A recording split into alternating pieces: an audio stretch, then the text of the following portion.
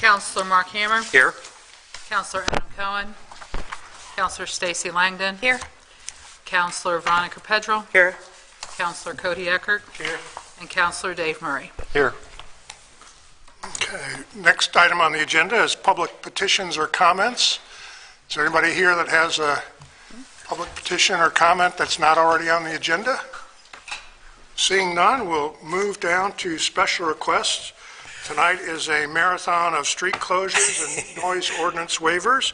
The first two are from Gail Smith. Gail, can you step up? And first one is for the Shamrock 5K, and the second one is for Music Fest. At least we didn't get the letter double A or B or something like that, you know. Just Well, thank you. You kind of got me in gear and get my paperwork done ahead of time.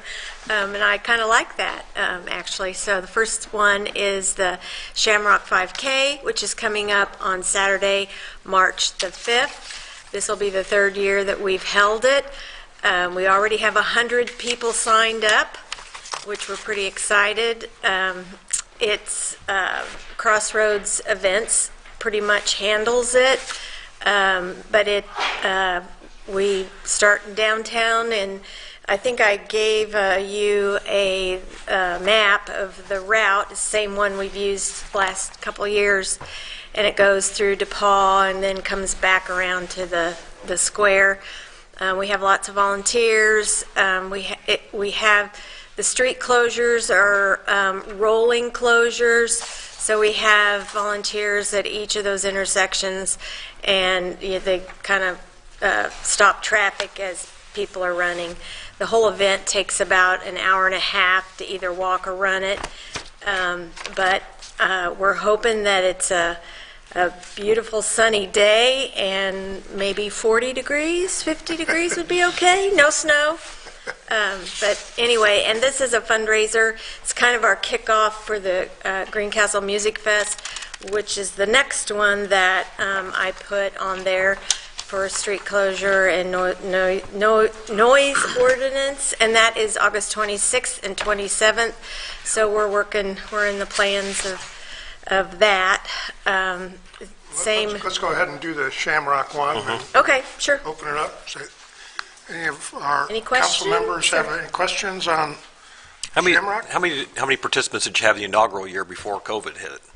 You recall? Around 300, but Yeah. even during COVID, we Yeah, last had year. over 350. Yeah, you've already got 100.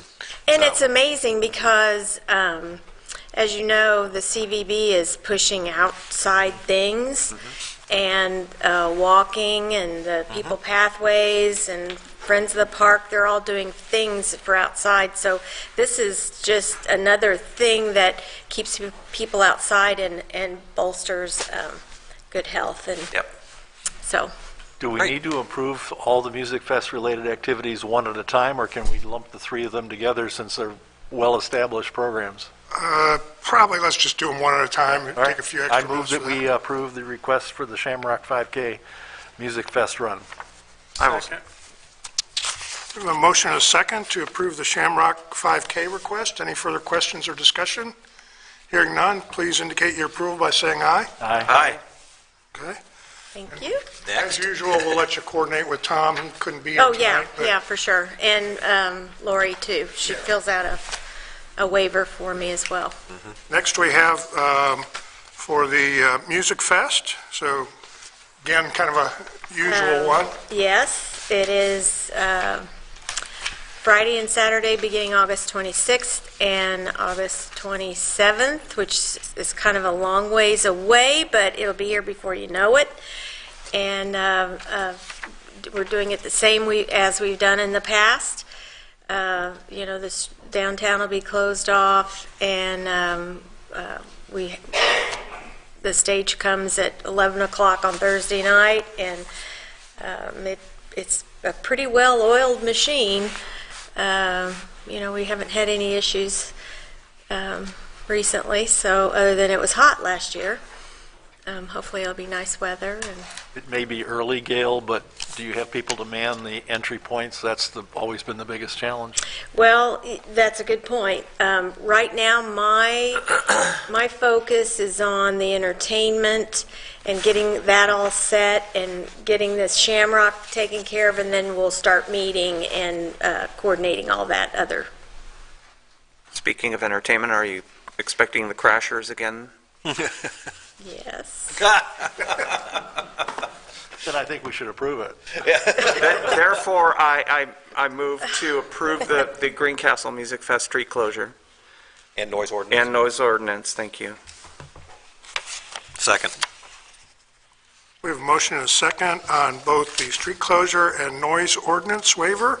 Any further questions or discussion? Hearing none, please signify your approval by saying aye. Aye. Aye.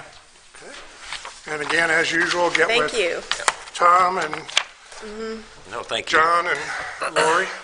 I will. Thanks for the I great will. effort as usual, and we'll keep our vigil candles lit for good weather for both events. Yeah.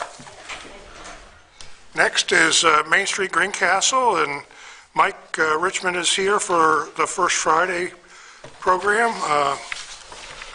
Go ahead, Mike. Good evening. Hopefully this is as quick and easy as the first two. The same event we're all used to. First Friday is right around the square, 6 to 11, like it has been the past year.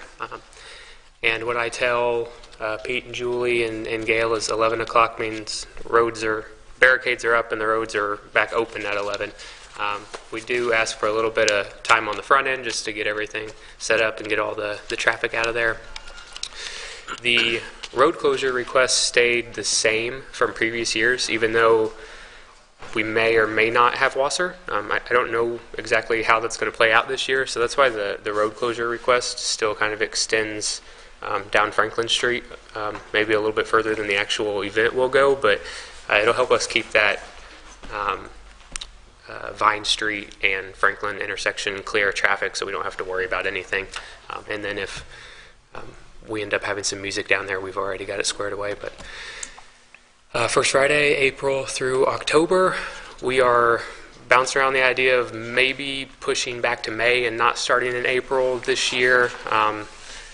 Some timeline things, some new signage. It's April 1st. It may still be cold, but we haven't made a final decision on that. But It's going to be so, it could be great, and we could do it, but You could pull an epic April Fool's prank. yep. I'm not sure what we're going to end up doing yet, but it's on there, and I can keep everybody updated as to exactly how we're going to go about doing that. But normal stuff, band down by Moore's and Tap House, and a band on the courthouse is normal, and all the vendors.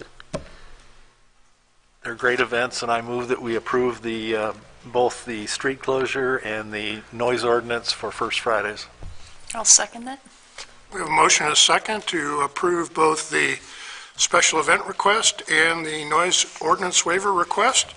Is there any further questions or discussion? So if Wasser, you just said there'd be two stages. You're not going to have a third stage? Yeah, I'm not for sure this year. I think Wasser had a stage in June, July, and maybe August last year. I know as we got into the fall, he started kind of closing the doors down a little bit. But I know Joel and Tosh Efferson are working with him, and I just don't know what that revitalization plan looks like just yet. So, like I said, I extended the closure down there just in case we can have it, but as of right now, I'm only planning for the two stages. Yep. Okay. But that could change. Okay. Any further questions? All those in favor signify by saying aye. Aye. Any opposed or abstentions? Okay, Mike, you know the drill too with getting with everybody, and Yep. Lori with insurance and everything? Will do. Okay, thank you. Thank you. Next is, I don't know if Tony's here, or, but it's our usual request for commencement. Oh, yeah, Rob can take care of it. Okay. So I'm going to fill in for Tony. So, Okay. commencement is, again, this year, we're actually going to have one. I think instead of two like last year. So I believe it's May 22nd.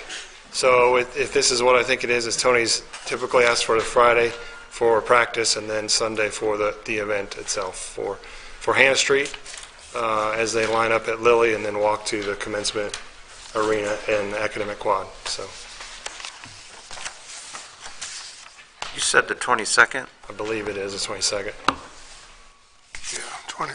Probably the for document. That's what it says. We've got, You have 2 dates in there? Friday. He's got two, he 20th. sent two of them over, one for the 20th and one for the 22nd. Yeah, so But the don't you have the practice? on 20th is a practice. Oh, I and then see. the commencement is Okay. the 22nd. Yeah, I'm sorry. it's just for 10 minutes. Yeah, between sometime in late morning Got it. on the 20th. Yep. And the real thing on the 22nd. That's correct. Any further questions for Rob?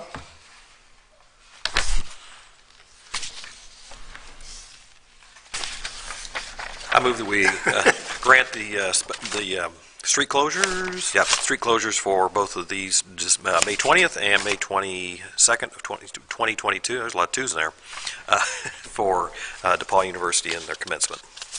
Second. We have a motion and a second for both the practice closure on the 20th and the commencement on the 22nd. Are there any further questions or discussion? Hearing none, all those in favor, please indicate your approval by saying aye. Aye.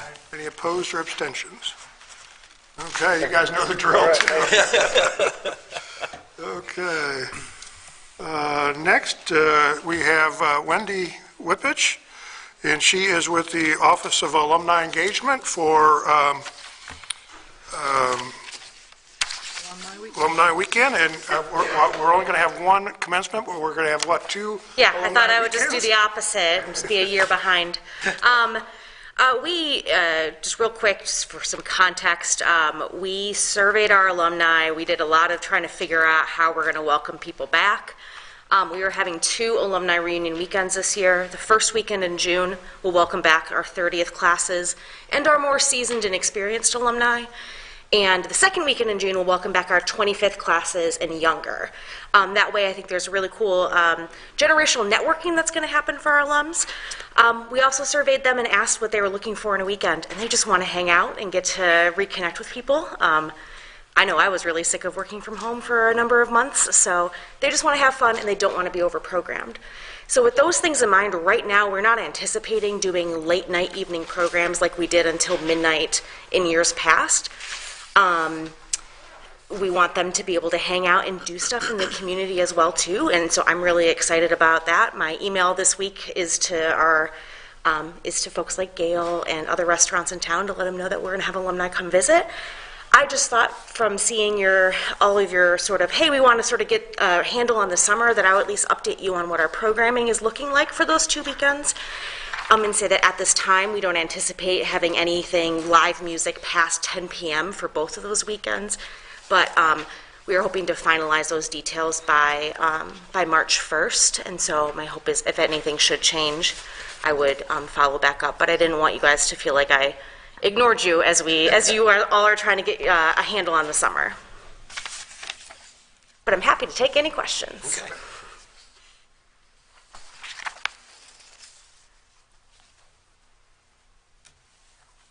I think it's really exciting to have 2 weekends and probably, I think it's, I'll be very tired.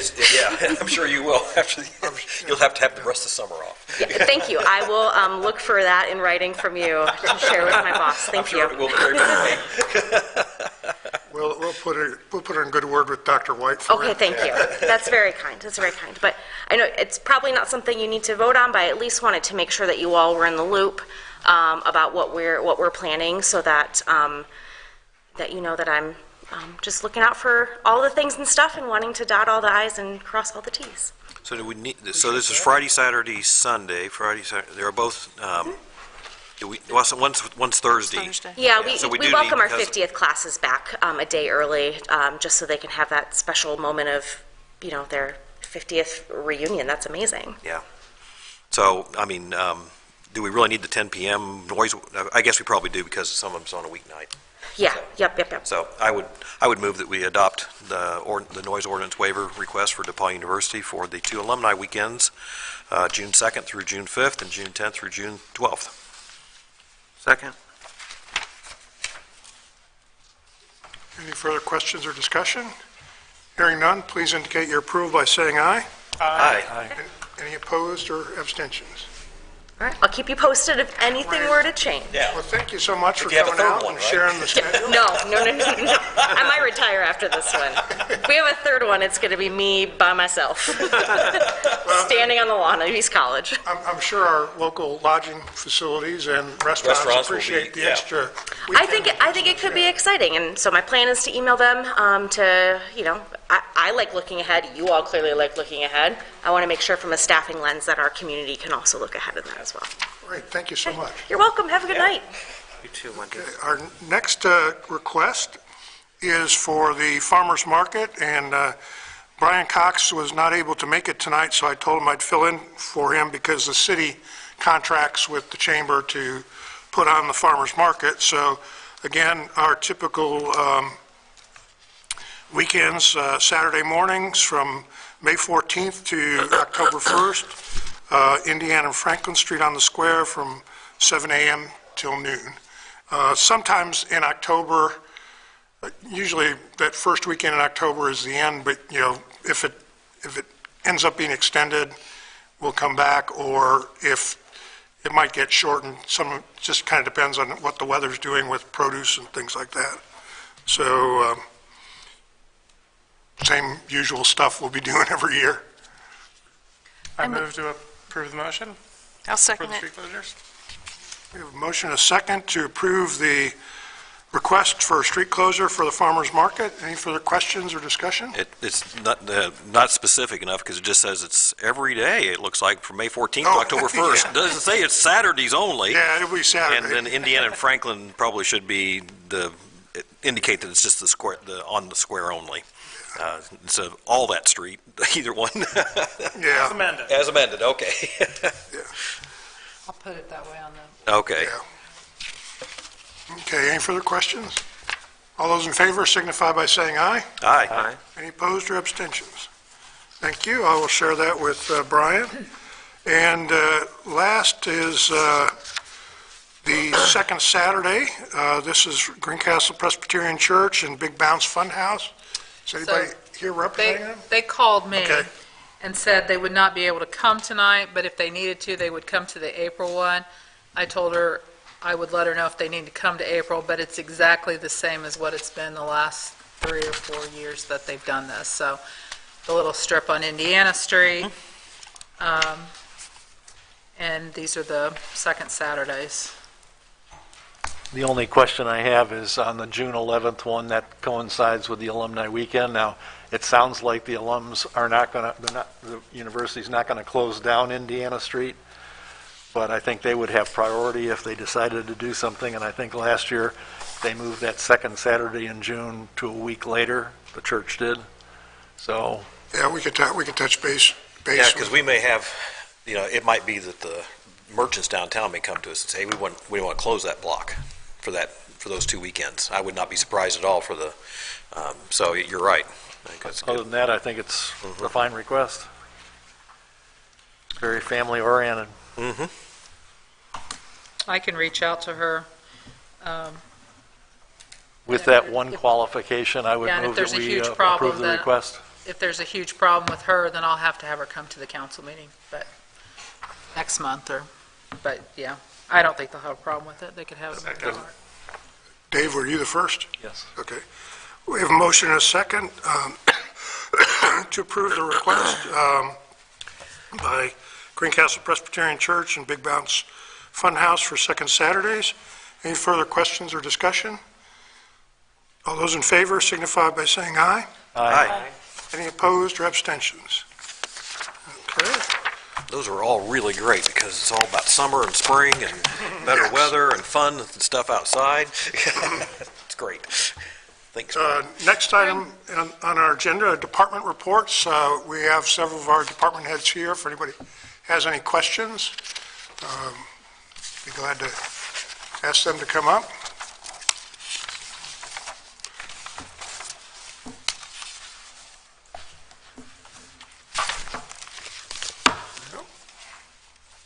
Hearing none, we'll continue on. Department heads are free to go unless Any department heads have anything they want to share with the council?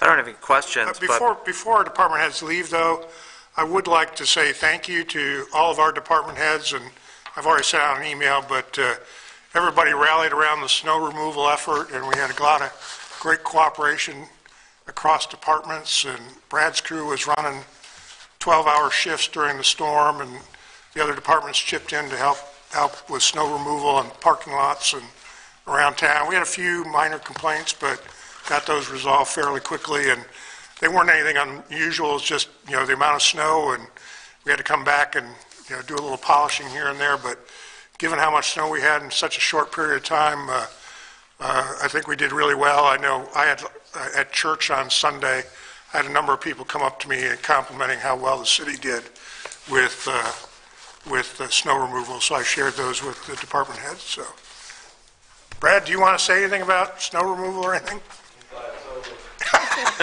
It's over. for now. Still have plenty of salt or whatever, clear lane? Yeah, we've been stockpiling this week as it comes in, so. Okay. We put back what we've used Okay. for this last. Okay, department heads are free to go.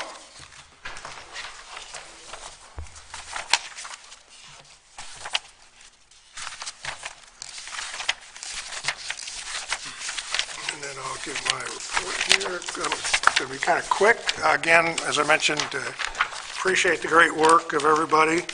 A lot of engineering work is continuing on some of our projects, our Ochre Water Grant. NDOT, I've got a meeting with NDOT to begin the discussion on detours while the construction is going on, so we'll see how that goes. The rescue plan work is continuing with the Todson Sewer Engineering, getting started on that, as we talked about last month. Coronavirus, so far about 16,000 people in the county have been vaccinated. We're still a little bit less than 50%. Unfortunately, we've lost 107 of our friends and neighbors across the county. And so far, 9,071 people have, over the last 2 years, have contracted COVID, and I know several people who've had it twice, unfortunately. So we continue to deal with that, but our numbers are on a decline as the Omicron variant gets through. A YMCA project, gifts are starting to come in on that after the foundation made their announcement. Work continues on the site plan. Soil borings probably take place in the next few weeks as part of that. Parks Department, we received a number of good candidates for that position. We're in the process of confirming employment histories, checking references, and other due diligence. The Park Board reviewed some of the ideas for the south side of Roban Park last night, and we're still waiting to hear back on our Land and Water Conservation Grant application and our trails application. We did complete the Section 106 review to the satisfaction of DNR for the Land and Water Conservation Grant. So other than that, working on the bids for the Columbia Street parking lot. Currently the effort is on the lighting plan for that, and the drawings for the Indianapolis Road sidewalks are nearing completion. We'll probably have a meeting on that with the property owners coming up in a couple weeks, so, because we'll have to get some temporary easements for some driveway work and things like that, so, but otherwise moving ahead quite nicely. Any questions or anything? In regards to the superintendent for the parks, how many you say we had quite a few. Can you share how many we did have? Or and what the, and the, where I the got committee asked is? that last night at the park board meeting, and I meant to take a look at it. We had, I think, 10 candidates. Oh, good. 2 of which removed themselves from consideration, so Still a pretty all good pool. good quality folks. Okay. So Good. has there been any interviews yet, or is it just We still checking? we did an initial interview with all 8 candidates over Zoom. We have several candidates that are from out of state, and so we did an initial interview, and now we're doing, checking on stuff. We've narrowed the field a little bit, but That's what I was wondering, if it's yeah, been we still narrowed have, down. and then after we're satisfied with the due diligence, we'll have people in for hopefully an in-person interview. What kind of time frame? We're moving as quick as we Yeah, can. okay. Yeah, so. Stacy's been checking references, Yeah. like I did with the construction management, and I hope you will include her in the decision-making process, and she's Yep. talked to all those folks. In the process. I haven't started yet, Dave, but I've Oh, I got thought the you numbers and had, sorry. things, and yeah. Well, and Adam's been actively involved, too, from the very beginning. He was in on the interviews Yeah. with Kathy Morrell, yeah. When, Okay. when might we receive bids and a guaranteed maximum price on the YMCA? It continues to be ongoing. Later this spring, early summer, yeah.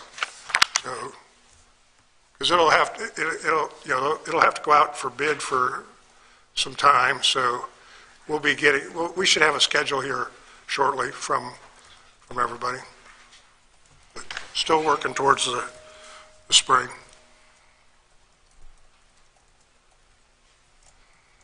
You're US not, 231, do you feel like, I'm sorry, Dave? you're not going to pre-order the steel, right? We haven't made any kind of decision on that. We're Well- still researching it. The hospital and the Y made it very clear that they didn't want anything spent until we had We've had bids. this conversation, and as I told you last time, Dave, we were researching it to see if we can even do it with the possibility so we can get ourselves in a queue, because that was the thing that, from a supply chain perspective, could add some time to the timetable.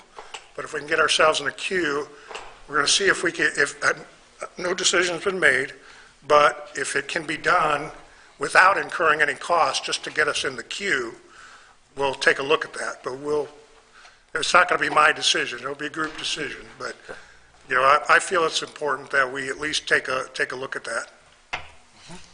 I don't disagree. I just don't want to see us make a financial commitment until we know what the nut is for the city. So, go ahead. I forget what I was going to ask about now. You were asking about 231. 231, do you still think it's going to go out for bid soon? That's what, might unless start in May?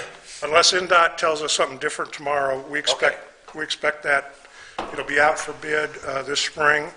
Construction on the Bloomington leg will occur this summer. Construction on the Washington Street and Jackson Street leg will occur next year. So, and I'm going to be, as I mentioned last time, it's going to be a traffic nightmare for a while, but this is one of those projects that has a 50-year life, so a little bit of short-term pain for long-term gain. And again, one of the big benefits to the city is NDOT is paying for the replacement of the water line on actually Jackson Street and part of Washington Street, and that they are paying 80% of that. So that's a big savings to our ratepayers, so we don't have to incur that cost. So yes, it's going to be an aggravation, but there's significant benefit to the community. Yeah. And I think I know the answer to this, but how old is that water line that they're going to be replacing?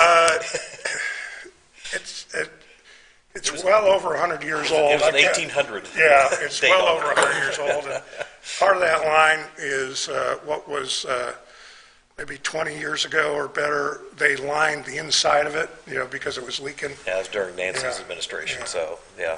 And so Probably that's, early 2000s. yeah, that's helped preserve it. And the nice thing what NDOT's doing for us is currently the inside diameter of that line is 10 inches with the lining. We're replacing it back to its original size of 12-inch line. So that will also help our capacity of the line. Now, we will have to incur some cost to adjust a section of water line under the railroad so it doesn't conflict with the storm drainage, and then we'll have to make an adjustment in our force main that runs from the Jackson Street lift station, kind of cuts across 231 at Elizabeth Street. We'll have to adjust that as well. So, But the amount of money that NDOT will be spending here will be, a big benefit to the community. And this probably be something you'll get a better handle on tomorrow, but I wonder and I hope that they're planning on an official local detour as opposed to just letting people find their way. Well, that's part of the discussion. They'll probably do a main traffic detour. Typically, what they would do is use state highways, so probably like either 240 to 75, then back around 36. But we want to get clarification on that as well. And right. I mean, the local detour is what I'm referring to would be probably College Avenue, Chatelawn, and, if we put a lot of their traffic on our city streets, I'm hoping and counting on them stepping up and fixing those streets. Yeah, typically they have done that in the past, so that's one of the discussions we're going to have, because actually the detour may change as they're doing different sections of the project, so that's why we want to have a conversation with them and bring that back to the Board of Works. Okay. One other quick question, Mayor. I've been gone for a couple of weeks, so I haven't had a chance to ask you, but last time we passed a resolution on the business property tax situation going through the legislature. What's the latest on that?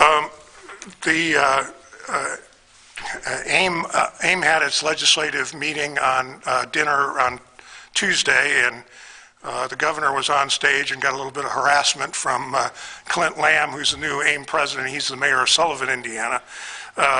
Polite and comical, but there's a lot of people letting the governor know that there needs to be a replacement mechanism for that. So hopefully that'll come forward. But I haven't seen any language. House Bill 1002 passed out of its House of Origin. Last week was the kind of break between the midpoint of the session where bills change houses. So it's now in the Senate. It's my understanding the Senate is a little more sensitive to the needs of local government, but we'll see. It is one of the governor's major initiatives, and so there'll be some business personal property tax relief probably come forward. How we end up, whether there's a replacement mechanism, some sort of credit, or something like that is yet to be determined. Yeah. So it's a big issue. Yeah, it is, and there's a lot of people lobbying the legislature and lobbying the governor. So AIM's made it pretty clear, and they've built a coalition of schools, libraries, county government, the firefighters union, the police union, a bunch of other groups that would be potentially adverse impact like this. Now, the governor's look at it is, well, if we're more competitive, we'll grow out of this, and I'm not sure that's necessarily correct, but we'll see. Trickle down. Well, and this year, as we're filing the business personal property taxes, they doubled. Several years ago, it was $20,000 exemption if your total cost was under 20, which exempted most of your very small businesses. Then a few years ago, it doubled to 40,000. That exempted quite a few more. Well, this year it doubled now to 80,000, and I'm doing a lot more exemptions than I'm doing returns that actually have taxable assessed value on them. And, that's part of the problem. For the benefit of the scouts, the city government is financed by taxes, and part of that is property taxes on personal property, which would be like business equipment, like a manufacturing machine or something like that.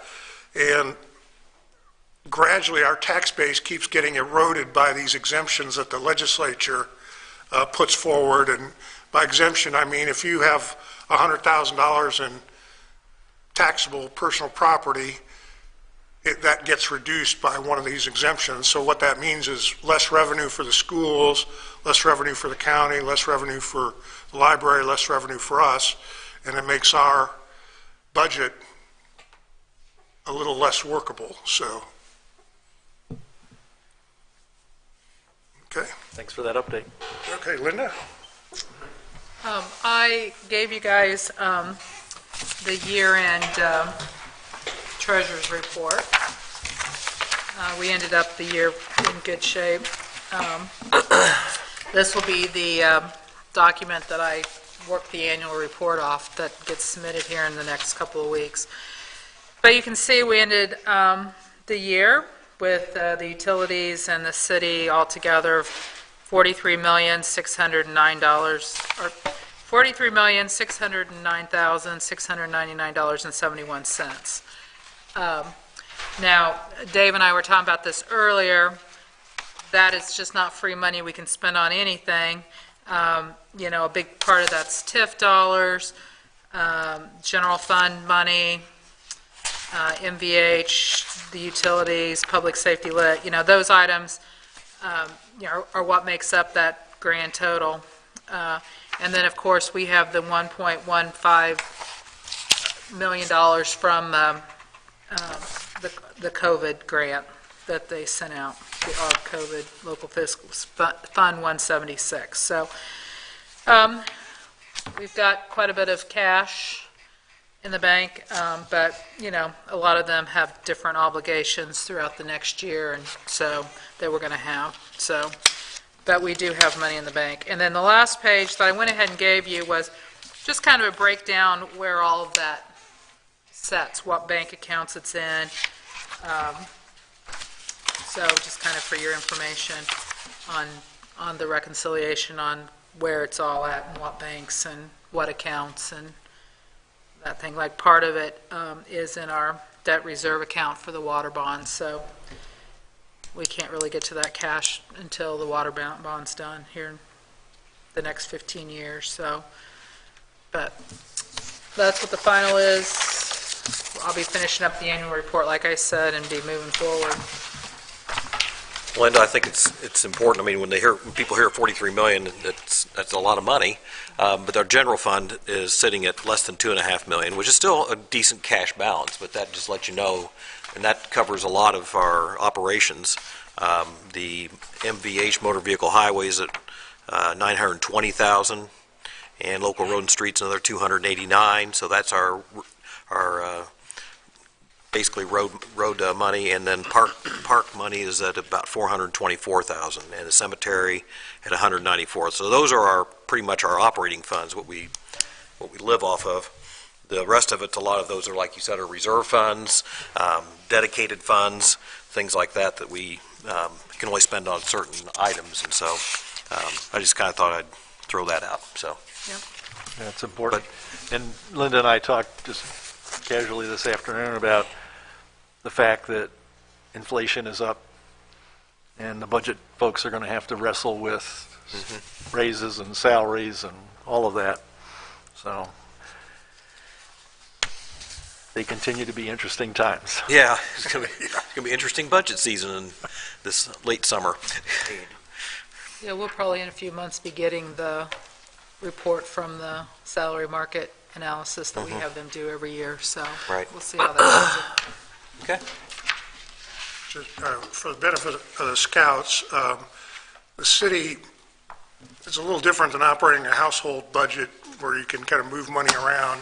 Sometimes we can move money around, but sometimes the state has placed restrictions on certain revenue streams. They can only be used for certain things, and we can't, you know, like we can do a capital project, like a road project with a certain fund, but we can't pay our firefighters out of that fund. So Linda keeps track of all these funds and makes sure that our department heads and all of us spend them in the proper way, and she's been fortunate that we've gotten great audits over her tenure as our clerk treasurer by she keeping us in line when we spend money and things like that. So the other thing that I have is the utility online payment system is up online. Right now, you only have the ability to pay with a credit card, but here within the next week or so, you should be able to go in and pay with a check, and there's no fee on the check. So, but there is for a credit card, right? But there is for a credit card. Just like if they pay with the credit card here, there's a fee. If they call it in, it's a fee, and if they pay online, it's a fee. But you can actually put in a check, and it will be no fee. So to the customer. So that should be added here real soon. Good. But right now we have quite a few people that are using it, and I encourage people to go out and take a look at it. It's really easy. If you need the information, it gives you the telephone number here to call, and we'll give you your account number or your last balance, whatever you need to be able to pay online. But it works really well, and it immediately posts to the customer's account as soon as they pay it. It doesn't have to go through anybody's hands or anything like that. It's just an automatic process, so it's pretty neat. Any questions for Linda? Mark? Nothing I can think of. I'm sure there was, but didn't think of anything. So I'll turn it over to Stacy. Okay, She'll have something. Summer things, you'll like this. All right. Along with Bill, I was able to attend the park board meeting last night. Couple highlights, youth basketball, they have 182 kids participating, which is about 15 or 16, 10% more than they've had in the past. Also, too, they hired an assistant aquatic director, which everyone was extremely high on, so that was exciting to hear. And I'd like to publicly thank Krista Snellenberg and Dave Belt, because they have, and others in the department who have stepped up without having a park director. I know they've put in extra hours, and sitting in that meeting, I got the impression that the park department hadn't missed a beat. So it's good to know that we have strong people keeping things afloat. Yeah. One other thing, our legislators, in January, February, and March, they come to Farm Bureau. February 19th, they will be there on a Saturday at 9 a.m. I like to go and participate in these. It's always an interesting meeting. You find out what's being talked about at the state level, and Bill always goes, the superintendents of the schools are always there, and there's so many things they talk about that impact local city government. So it's open to the public if anyone would like to go. It is Saturday, the next one is Saturday, February 19th at 9 a.m. at Farm Bureau, and I believe all three of our legislators will be there, John Crane, Bo Baird, and Senator Rod Bray. So if you want to get a better feel for what's going on at the state level, I highly recommend going and participating. And they have great sweet rolls, so come on. Guess we could talk about the business property tax issue. Yeah. And that's all I have. I bet it comes up. Mayor Dory has already thanked the crews who worked so hard on our winter storm response for the city. I'd also like to thank all the residents for their cooperation and their patience as our crews were out there working 12-hour shifts and with great cooperation, not only from Public Works, but from park employees and cemetery employees. I was driving around through Commercial Place on Saturday after things were pretty well cleared off, and I had noticed that there were, wherever possible, I saw so many cars where they were just stacked up into the driveways because the residents had gotten them off the streets and onto the driveways, and that's so important, especially in those narrow roads. Really helps our crews get things cleared off, and I just wanted to say thank you to our residents for being that cooperative. Nothing to report. Just a reminder that we, as council members, we have funds that we can dedicate up to $9,000, and I see in the claims that the carpeting at the park office has been done, and that claim has gone through. And I'd like us, and maybe, I don't know, maybe Adam takes the lead on this, but I was pretty compelled by his argument about AED devices in all the police cars. And I think we need to get a handle on how many that is and what the cost is. John Burgess is already working on it. We may have already ordered them. They're ordered. They're ordered Is that already, right? yeah, And we will find a way to pay for them. Yeah. Out of the public safety lit? Or we have a couple of options. That's but awesome. They are ordered, and I think he ordered, I don't know. I can't 10, remember, but he 12. got enough to do what you guys asked about last month. Yep. so. Awesome. Great. That's great news. Fantastic, here.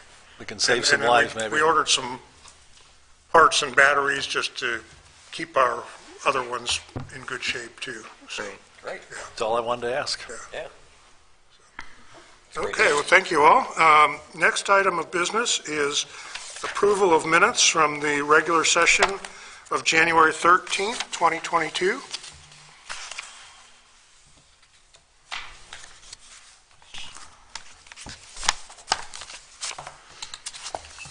make a motion, we approve the minutes as presented from the January meeting.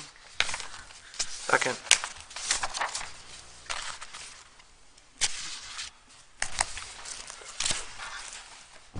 Any further questions or discussion on the minutes?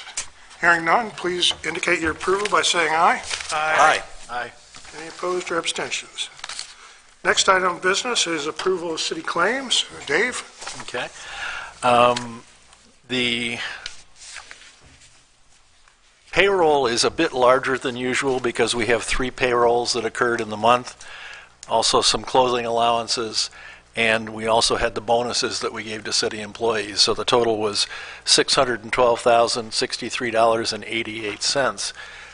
On the pension front, we had pension contributions of $18,508.98.